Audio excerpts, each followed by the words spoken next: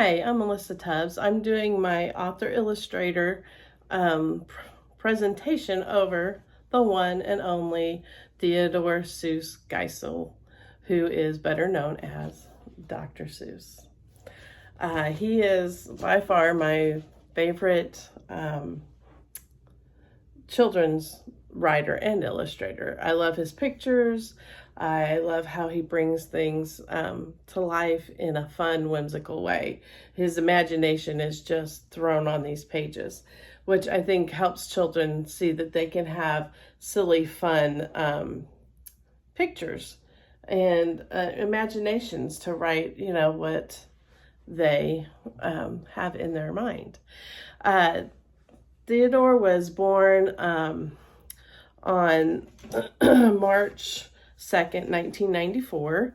He was born in Springfield, Massachusetts to pretty well-off parents.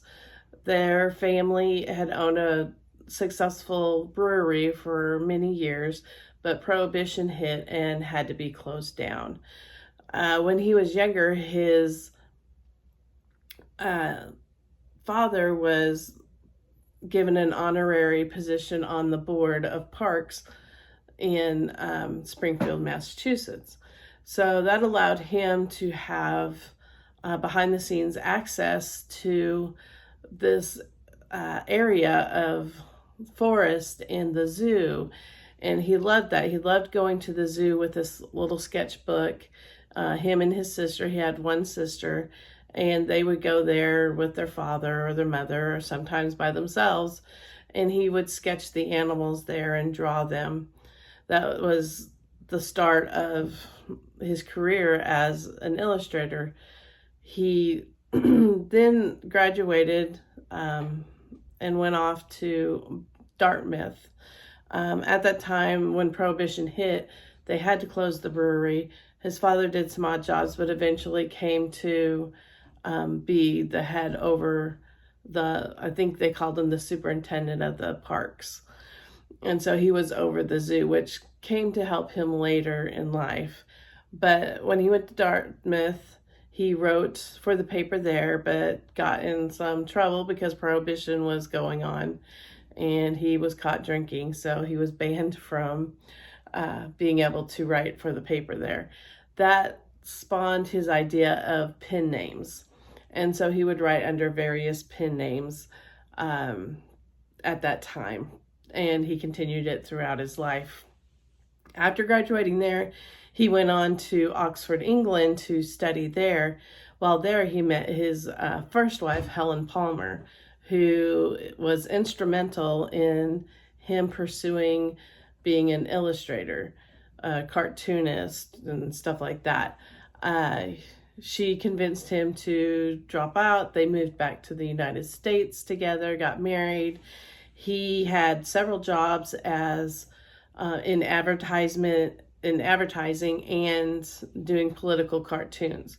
He had one really popular advertising for a pesticide called Flit back then.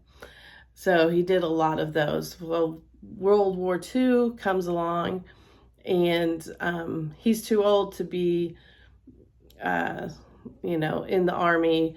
And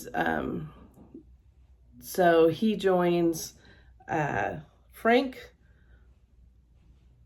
Capra's Signal Corps, and it was in California. And there they made animated films about the military and the training in the military. And there he also did some political cartoons of, having to do with the war.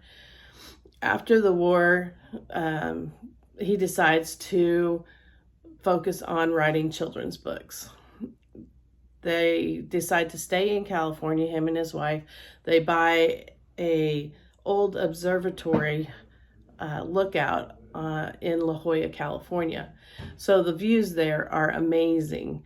And he makes that his office, and they build their house around it. And he lives there the remainder of his life. Even after his first wife passes, he remarries and lives there with her. And him and his first wife never had children. So when he married the second one, she had 2 girls. So he had 2 stepchildren. Helen was instrumental in his success and helped run all of his businesses, and she was an author herself. The first book that he wrote,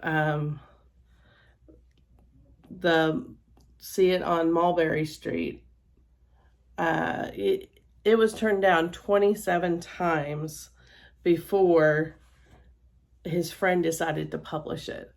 So that goes to show you that you just keep trying and trying and trying. If he wouldn't have kept trying and trying, we wouldn't have his popular books. But it wasn't until he wrote and had published The Cat in the Hat that he saw real success and became a household name.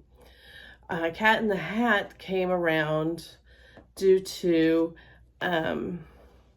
his publisher friend had read an article in the Life magazine talking about how the readers of that day that were being used to teach the school kids to read were boring, and they weren't colorful, they weren't fun and exciting, and that they weren't reading as well as they should, children of that day. And so he said, hey, let's make this book using only these words that were pretty much vocabulary words for 6 and 7-year-olds.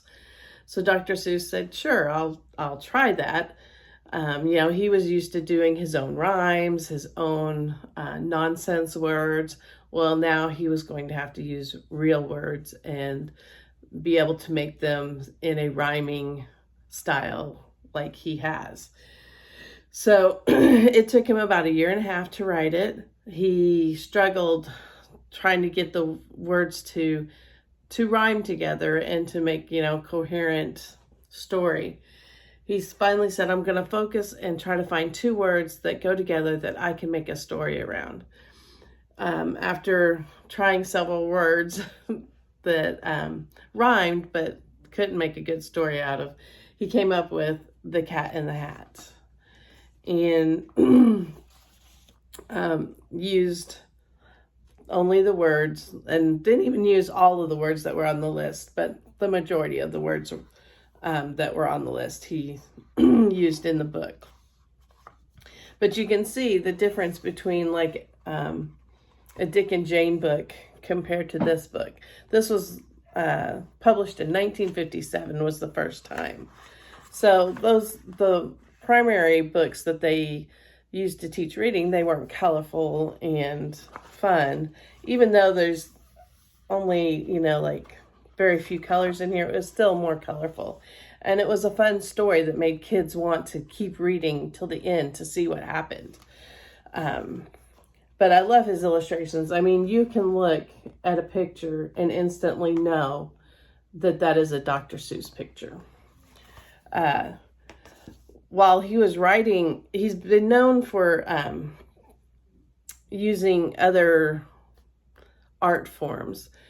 When he was doing his books, he mainly used watercolor. He loved watercolor, and he did some oils and acrylics and used some pen work also.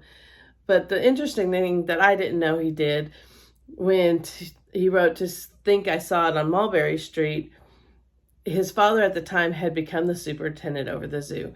So he had access to horns and antlers and bills of animals that had died in the zoo. His father would give them to him, and he would make his own taxidermied animals that were in his imagination. So they weren't real, but they were in his imagination. So he would bring them to life, 3D form. And he would use them to try to help and sell his book because they would be characters from his book. I suggest you go look that up, and because now they make replicas of them that you can buy. They're very expensive, but it's very cool. And at times you might be able to find an exhibit of them.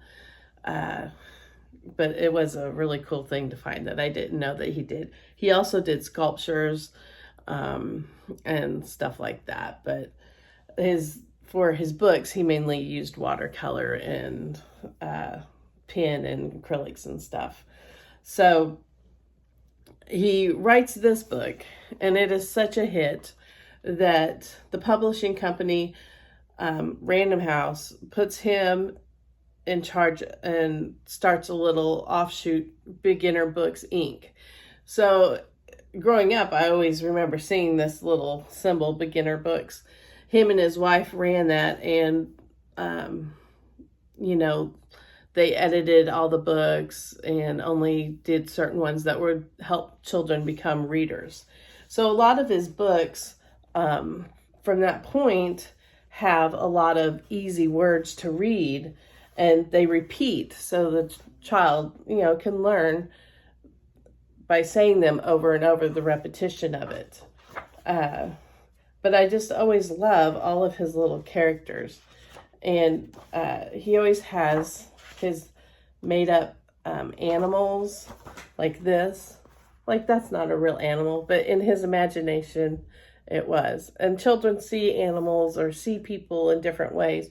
And I think it's exciting that they can see that I can draw that and it's okay. It doesn't have to be always realistic. Hop on Pop is a very popular book for beginner readers because, like I said, the words are very repetitive and they're simple. For me, one of my favorites, this holds a special spot in my heart because it was my youngest's favorite book. We would read it over and over and over. Green Eggs and Ham by Dr. Seuss. Sam I Am wants him to try green eggs and ham, and he does not. He won't try them here or there, and he won't try them anywhere. But he does finally try them, and he likes them. But it's an excellent book for teaching kindergartners or even pre-Kers to hear rhyming sounds and to be able to recognize that that word rhymes when you hear it. So that's an excellent source if you're teaching young kids. A lot of the time, some of his books, not a lot of time, a few of the times, his books would have undertones or topics that were an adult topic that he would put in a children's book. One is Yertle the Turtle. I love turtles, so of course that's another. I don't have one favorite Dr. Seuss books. I think I say I do, and then I go, nope, it's this one. But the Lorax is environmentalist. Yertle the Turtle was based on Hitler, because he has the little black there, or the guy that the turtle on top has a little black. The Lorax environmentalism, the Butter Battle book, which is hard to say, which is another one of my favorites. It's a lesser known book of his that he published in the 1980s. It was about the nuclear war arms race that was going on during the Cold War in the 80s. And it's a fun book, do you butter your bread on the top or underneath? It's a fun book. So he always was able to throw little things in there to, make you think. But children aren't thinking that deep usually. They just think they're fun and silly. The Lorax was inspired by his house that they had bought up on in La Jolla when they decided to stay there after the war. They bought the observation station that overlooked the coast, and they built their house around it, and that's where he lived with his first wife and second wife after the first wife passed away. He lived there until he died September 24th, 1991, I believe. But the interesting thing that I found was I did not know the truffula tree, they say, was based on a tree that he could see from his observatory. And when I saw it, I instantly said, oh yes, that looks like a truffula tree. Of course, it's not colorful and stuff, but you can see the billowiness of it and just the roundness and flowingness of it. It's no longer there. I think in maybe 2018, 2019, they took it out. It was, had termite damage and stuff. But I thought that was really interesting. It's a form of a cypress tree. So in the Lorax, like I said, he tackles the topic of environmentalism. And he was tired of seeing all of these billboards and such popping up and ruining his view of La Jolla. So he wrote this, about don't chop down all the trees, and, they don't have tongues and I will speak for them, is what the Lorax does. Another book that is great for young readers, and I think was one of my favorites. I didn't really start reading Dr. Seuss till I was a junior in till I was in junior high school and took a literature class, and they made us read children's books. But it teaches, that you don't always have to be exactly like the other person. Just because they have a star in their belly doesn't mean you have to either. So it's a fun book. But he used several pseudonym names, pen names. Dr. Seuss, of course, was one. Theo Lesage, I'm not sure how to say that, was also one. He used that one when he only wrote the book. When he wrote and illustrated a children's book, it was Dr. Seuss. And he also wrote under the name Rosetta Stone. He wrote over 80 books in total, most of them children's books, and most under the Dr. Seuss name. Most were written or published during his lifetime, but there has been several that were published after he died. So I hope that you love Dr. Seuss as much as I do, and you enjoy his books and enjoy reading them to your children.